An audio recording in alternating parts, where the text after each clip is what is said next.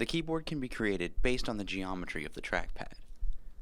Move your pointer along the trackpad edge closest to the working plane origin, where the red, blue, and green axes meet, until the cursor changes to a cross and the cursor cue midpoint is displayed.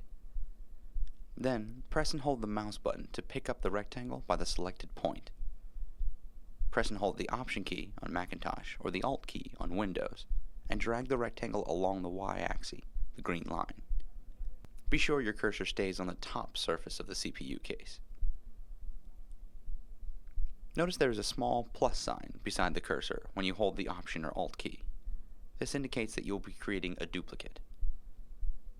When you reach the top edge of the CPU case, the cursor cue midpoint will be displayed.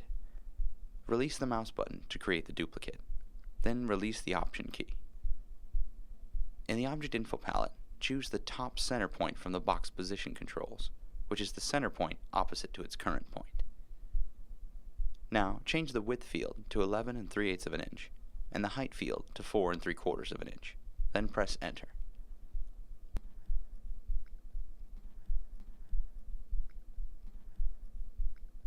It's important to choose the position point from the box position controls before entering the new width and height, as the set point will be constrained during the resizing of an object. In this case, it keeps the rounded rectangle centered. Also choose Symmetrical from the Corner drop-down menu, and set the diameter X field to 1/4 of an inch, and press Enter. Remember, the diameter Y field will automatically update because all corners are set to be symmetrical. This rectangle is the overall shape for the keyboard.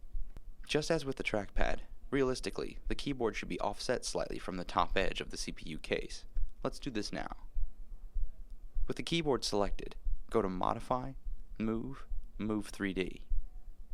Since we're currently using a working plane, select the working plane option.